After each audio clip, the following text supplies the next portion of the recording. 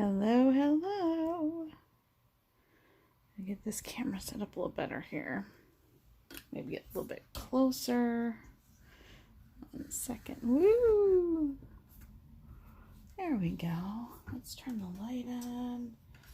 Hello. Hey, there we go. Vast improvement. Okay. Perfect. Hello for anyone who is watching live. I just kind of posted like 5 minutes ago I was going to go live on this. I had some extra time and thought I would do it.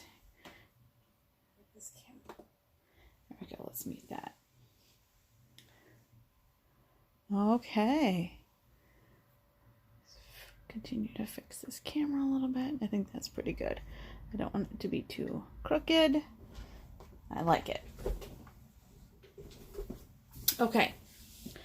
I wanted to show you all these altered playing cards that I made. I've had really good feedback on these from the people who have seen them so far. So I wanted to first just show you them, or a couple of them anyway.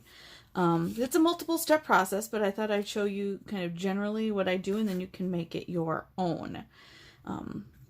Stitching, I use stickers. Essentially, I take the playing cards and cut them up,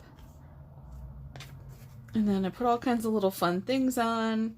Here's some stickers. There's a napkin on the back.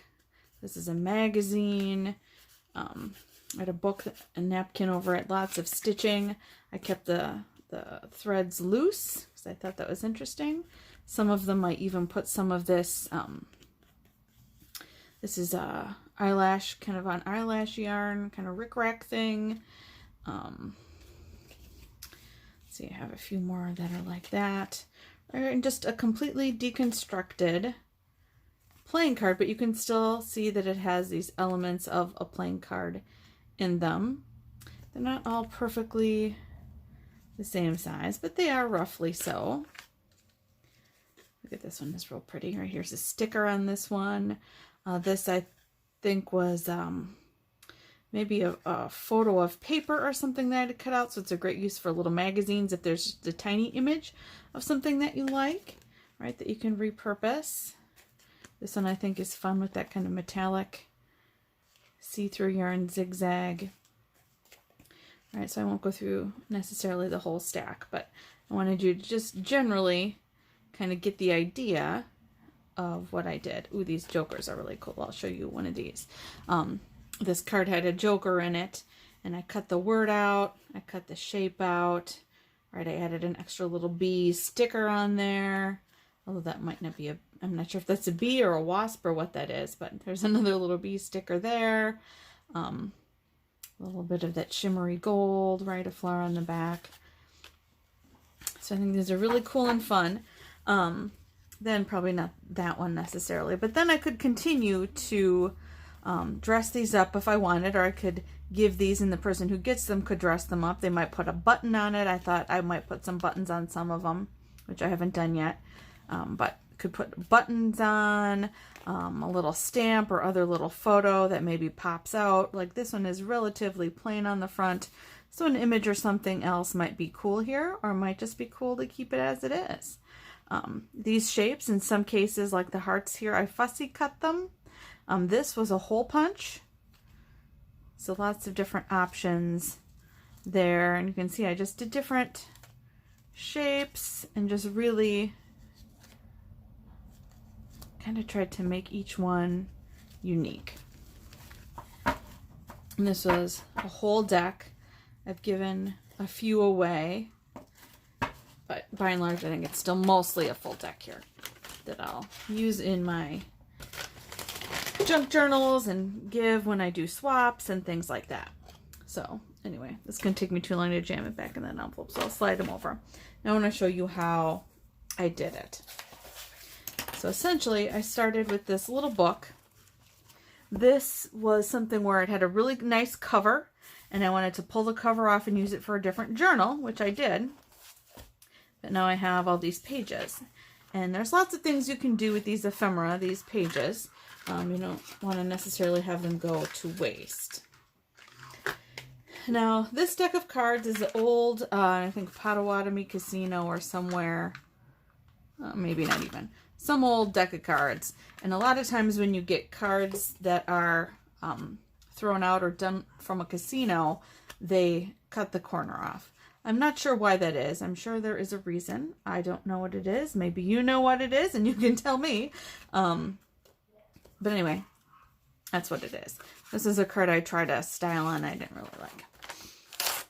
So what I did was first just kind of traced out the shape, but I gave myself a little bit of excess, right? So it didn't have to be real fussy, just kind of general.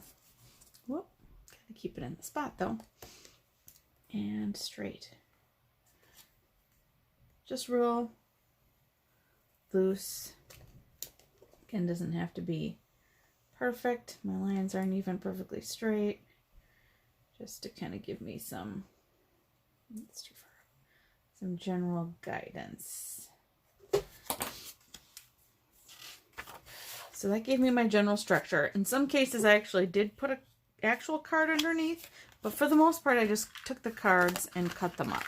Right, here's some extra pieces that I have left over that I can use. I recently bought a die, actually, that could cut the shape of the die, and it cuts these other little shapes out. That'll be fun to use if I want to try this technique again. But I didn't use the card and cover it. I essentially planned on cutting the whole card up. Then I also used some cardstock. I used scraps I had. This is an awesome use for scraps if you have any that are this big. I used some scraps. Then I also have this cute little album of these tiny cards. I used this for some, and I'll use this today just because I have it handy and I feel like it's easy.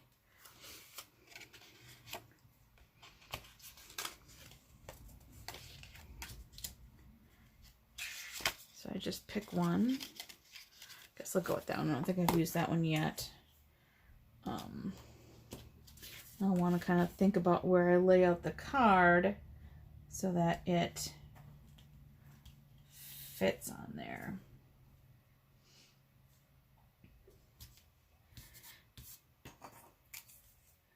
Right, and again, just a little bit bigger. I'm not going to actually make it perfect. I'm just going to kind of make some lines here that I can follow.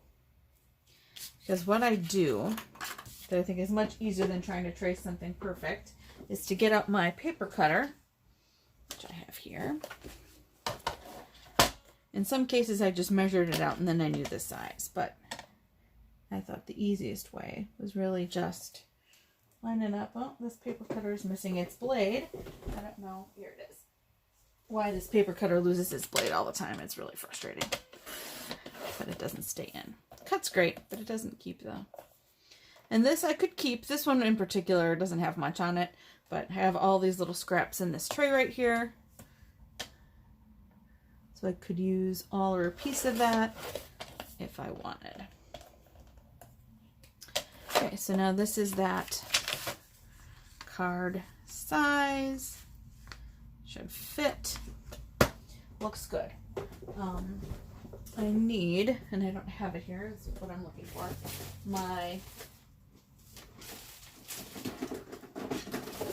corner rounder. That should be in my little tray, little project tray. Okay, so now that I have this, what I did was, again, nothing, there goes that blade again, nothing real fancy. Rounded the corners.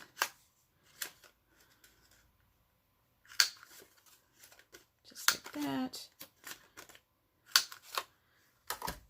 And then take this and I just literally put a bunch of glue. This shape is just to help me know how far to go with the glue. Because again, I'm going to cut it all off. So it doesn't really matter. Just glue, glue, glue. Make sure I get it good around the edges especially, so that it all stays on. I did have some that tried to pull up, So I started to get a little bit more generous with the glue and tried this kind of marking it first and then gluing it down pattern, and that seemed to really help. Should have actually put the glue on the other side. I've got this big white space there, but that's okay, because I'll put napkin on it anyway, so it doesn't matter. Other than I won't just see quite as many words. So now this you'd want to let dry, right? It's wet. This glue dries relatively quick, so I'll just give it a second. But what I did was I did these in stages, where I did maybe 6 to 10, somewhere between 6 to 10 of cutting out pieces in the size that I needed. Then I would do 6 to 10 gluing down on book pages. Then once I had them on the book pages, then I would take that stack and I'd work on cutting up the cards from the deck into these pieces and laying them out and gluing them down. So that's all these just individual steps. And did I want to put any kind of background on there? A sticker or stationery or washi tape, or what did I want on kind of that background? Then I would lay these down. And then that was really it for my first couple steps. Once those were dry, right, then I did them in batches with the napkin, let that dry. Then I went back and did the sewing. The sewing I did mostly all at once, where I had everything else done and sewed them. And kind of partway through the sewing, I decided, hey, wouldn't it be cool if I started changing thread? So I did some thread color changes. I thought, hey, wouldn't it be cool if I put some ribbon on here? How would that look? And started to put ribbon on and loved that. So I did a little bit more of that. So it's been kind of a process that's evolved as I've worked on it. But yes, this would have been like, I would just do a bunch of these. And then the first ones would be dry by the time I got done with that 6 to 10, and just go back and do them in those kind of size batches. That was a good enough size batch where I could at least get a batch done before I had to go do something else here at home or at work. Right, I could, a 6 to 10 batch was a reasonable number. Okay, so there is that. Then I might look at this, as I said, and say, hey, what else might I want to put on here to make this look interesting? So I could do, I've got lots of choices. I could do washi. I could do, like here's some little strips of things. That's ballet and music. The records might be fun on there, actually.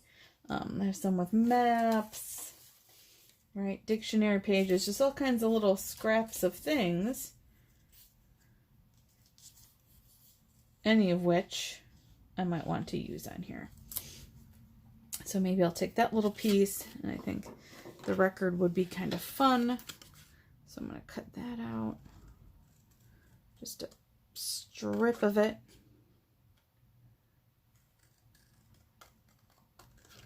All right, and I might not even use the whole thing because I just might not. So there's those, and then let's say, I'm going to use spades on here, I guess. I don't have a number card because these were just scraps. Ordinarily, I would have a number card too, like here's the 8.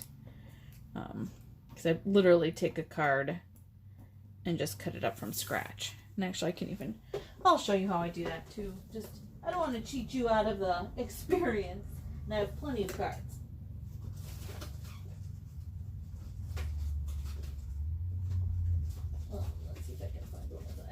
Shape on it. Here we go. Okay. Almost. Okay, so here's the 7 of spades, right? This back of this card is like Dallas Cowboys. Who cares? That's kind of lame. So this would be a perfect one to cut up and make into something else. So, and this one doesn't have that obnoxious cut corner, so it's even better to work with, I think. So I would take this and just kind of think about how I might want to cut it up. I did kind of my first pass typically with my paper cutter. And then I would start to get a little more detail. This card is really thick. There we go. A little more detail as I went through. All right, so this piece I might use both of those two together. That's kind of fun. That. Kind of like keeping corners somewhat intact, although I'll probably make it a little bit smaller. Right, just like so. Some of this I kind of then figure out as I go. Alright, so maybe I just keep this one as it is and I'll cut those little pieces out. So let's kind of play with it. It's really all about being creative with the card and what I have as my background and how I might lay that out. So maybe this goes here, and I think it needs a little bit of color back here, so maybe I do that.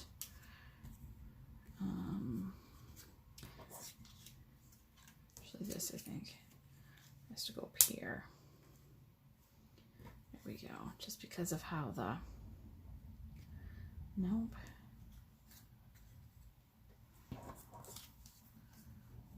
this here, yep.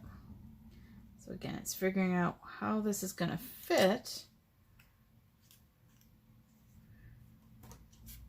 with what I have. So because this now, I don't really want to put this there because it takes up obviously too much of the card. All right, and I didn't want to cover up that today is.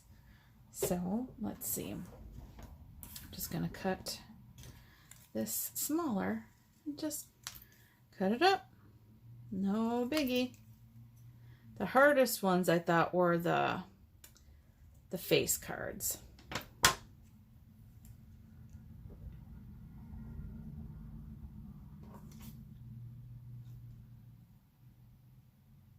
I really thought those were the hardest. And I can keep that and keep that number. And then maybe this one I'll fussy cut out just to be interesting. Don't have to get super fussy. Just around the edge. Some of them I did where they had no white border. Not many, but a few. And some of them I did keep a border. It's because I like to kind of have that there to offset. So just cut that out.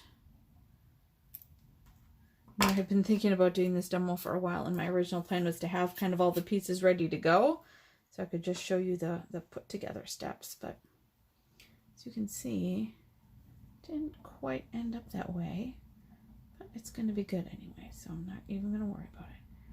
All right, so maybe there, and then I could put maybe two pieces of this. All right, maybe a piece here, and I could make a little bit thinner strip for here. Ooh, I like that. Okay, right, just simple and easy. Then, and I'm actually gonna just, I think, cut this a tiny bit smaller. It's not perfectly straight, but again, who cares? Doesn't matter a whole lot. And I like to do all the edges with ink. I did it in most cases on that card, but not in every case. There are some cases where I just forgot. And again, doesn't matter, no rules. I think I did almost all the edges of the cards though. So just, I was doing something really glittery. Now I have like this, actually flakes, rose gold flakes, and I think burgundy flakes in my ink pad. I don't know how to get those out, so they're just going to be there. Everyone needs a little sparkle anyway, right? Right, edge both sides, even though this one, again, will be covered up by napkin. You'll still see some of it. So I'm still going to edge it. These edges are a little bit thick. Ordinarily, I wouldn't make them quite that thick, but I'm just doing this fast, and again, doesn't matter. And this has a lot of white space anyway, so I'm pretty okay with that. That side is really nice. And I'm going to edge this a little bit. Some cases I would corner round this. In this case, I'm not going to, but I could. Maybe I'll corner round this opposite, or kind of the same side, and keep the other edges pointy. I don't know if it'll work with this one. There we go. I have a smaller corner rounder that I used for that, but I don't feel like going and digging it out. Okay, so right, we're going to put that there. This, I could even edge a tiny bit just to make it pop. This is just a piece of a letter, a little bit of ephemera. Again, I'm just kind of laying them all down again where I'd originally planned on putting them. Just edge it up nice. Put it there. Edge that. Edge, edge, edge. See, this is going to take longer because I didn't have it all pre-done, but I'm totally okay with it. This I'm going to edge. It just makes it a little more interesting, a little more antique-y looking. Kind of calls out the separation of the card and the item that I'm putting it on. Just makes it kind of fun and interesting. So I want kind of close to there. So now I won't edge because it's too tiny. But there we go. Get that out of the way. The glue, I actually recommend a couple choices. I could use my glue gun, but I'd rather use this Art Glitter Dries Clear. This gives me a little extra second of working time if I want to move stuff around, which I like, because sometimes it's like, oh, I set that down and that's not where I wanted it to go. The glue stick I also found doesn't necessarily hold things down quite as well as I would like, but this glue works great for that. Kind of sliding everything off, and again, it's not going to end up all perfect in the same spot, and that's totally fine.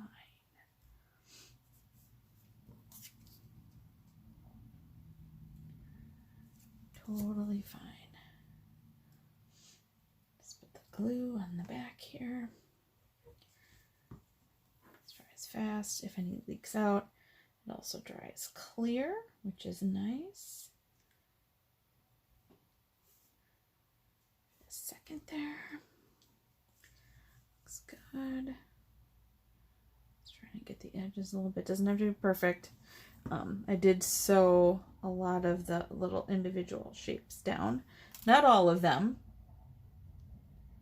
I'll line this up with the Y. I don't know why. I just decided I want to.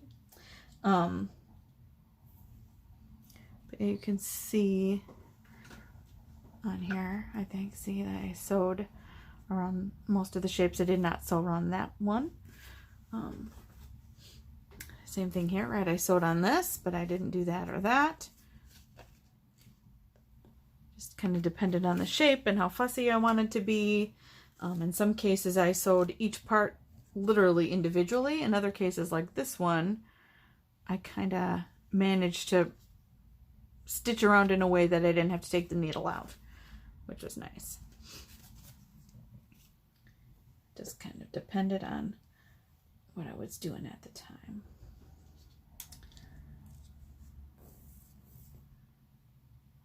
Glue on this. I'm going to put this kind of close to the edge, I think. And then this, whoops, this little guy. And I could use tacky glue too. I do like to use tacky glue a lot. But I'm not going to use tacky glue with this, just because I don't have it out. But tacky glue would work really well too. Okay, so there it is. There's a little bit of wet glue. That's fine. It's going to dry, clear. Okay, so that's kind of that first step. Like I said, I would do bunches, do all those steps. I could put stickers on here or something if I wanted to. Again, you can go as big or small on the amount of work you put in as you want. It is your thing. I would say one thing I learned, for this one I used this little card pad. The stack is relatively thick. There were some scraps of paper I used that I felt were too thin, even after I took the book page and glued the book page on. So I actually ended up doing plain cardstock in between. So I had kind of a paper, a plain cardstock, and then the book. I tried doing 2 book pages. That was okay. Still not really as thick as I wanted, but play around with it if you're using different thicknesses of paper to figure out kind of what you want to do. It is all up to you and your own creativity, right? I think it would be really cool. I have lots of papers that I've made from my jelly plate that are just scrap that I'm not necessarily using for anything. These would be really fun to do this on some leftover paper from my jelly plate prints, because they're usually cool colors and patterns, and that would be really fun. So next, I would do, once I had a whole stack of these done, or a bunch of them done, I would do the napkin. Now with the napkin, I actually used decoupage, but you don't have to use decoupage. So I'm not going to, because not everybody has decoupage, at least not for the first layer. I might use decoupage after the layer of glue dries, maybe. We'll see. Probably. But I'm not going to use it in my first batch. This I'm just kind of cutting it out. And I did a few different napkins, and there was a lot of this kind of just like, what piece do I want to use, and cutting it or gluing a bunch of them kind of down randomly and then cutting them after. That was actually a pretty efficient way to do it, was to lay them on first, to glue them down, and then cut them out once the glue dried. But again, however you want to do it is fine. Now, because I'm working on my good desk, I'm just going to use this paper underneath so I don't get glue all over my desk. Ordinarily, I'd have like a paper or something underneath it and I'd be working on my other desk, but I didn't feel like moving my computer and resetting everything up just for this quick demo, so I'm here at my other desk. This is my kind of work desk, although I do some crafting here too. There we go. All right, so see, it just is going to glue down real nice. And then, so this is still very, what do I want to call it? Soft, like the napkin soft. To get it kind of that shiny, if you can see the glare, the shininess, that was definitely decoupage. And that holds it down permanently. Like this will never peel off now. But it's held down with glue. I could let the glue dry, and then I could just do a layer of decoupage or 2 over it. I think these other cards were a layer of 2 layers of, first the base layer of decoupage, the napkin, then the second layer of decoupage over. And I'll be honest with you, now that I used the glue, I actually really like the glue for the starting layer and let that dry and then decoupage it, because I don't know, I think most of these are okay, but in some cases, yeah, you can maybe see it here. Some cases, if the paper is wet and then you put the napkin on, it buckles up and it's hard to smooth it out. Here's one that's got some bubbles and like it's just kind of tricky sometimes, and it took extra time. Where this, I think, will take less time. I like this as a strategy, right? This is glued down really well. Once that dries, I can decoupage over it and it's not going to buckle up so much because it's glued down already. So, like I said, you got to play around with stuff. And I just, in the course of playing around, have decided I like that strategy. But see how cute that is on the back with the little butterflies and the flowers. The waterfall thing, this worked really nice because here was a lot of white and there's a lot of color from the napkin here and less here where the words are. So that's kind of cool. Right, once that's dry, like I said, I'll decoupage it and eventually I'll cut that extra scrap out. And then I'm good to go for sewing. I won't, of course, sew online, but I would do kind of that zigzag stitch around the edge. For this one, I'd for sure sew this shape. Maybe this one. For sure not that one, but this one for sure. And this one wouldn't even be bad if I had a small ribbon to put a little small ribbon right here. Could be fun, but I won't have to. If I had a little charm, a music charm, I also thought about putting charms on these once they were sewn, where I could punch a little hole right here. If I had a little music charm or a little bead with some kind of music note kind of thing implied on it, that would be really cute to hang off of here too. And I've done that with other trading cards. I haven't done that with these yet. But again, like I said, even though they're quote unquote done, there's still lots of potential to put charms or buttons, photos, any kind of other thing on there. So there you go. There's my little tutorial, right? That's not too hard, especially if you do it in those stages. It's a good way to take advantage of scraps if you do jelly printing or you have some cardstock that you don't use in a scrapbook album, whether it's a little scrap piece or just paper you're like, I'm not totally in love with it. Once you put other stuff on the top, you could take advantage of it without having the whole cardstock be there. So I think a really fun way to use your junk in junk journaling or altered trading cards. Altered trading cards, there's lots of people who are fans of just doing altered trading cards and trading them. If you like this and you want to give it a try and then do a trade with me, I would be happy to trade with you. You can leave a comment or send me a message, and we can trade addresses, and you can make some, and I'll be happy to trade you with some of mine, maybe 3 or 5 or whatever you're comfortable with. I always think it's fun to get other people's artwork just to see how they do it and what their style is. And then it increases my kind of collection of things for my journals because it has other styles that aren't just my own. That is my tutorial. I hope you enjoyed it. Please like it, share it, and join my YouTube channel.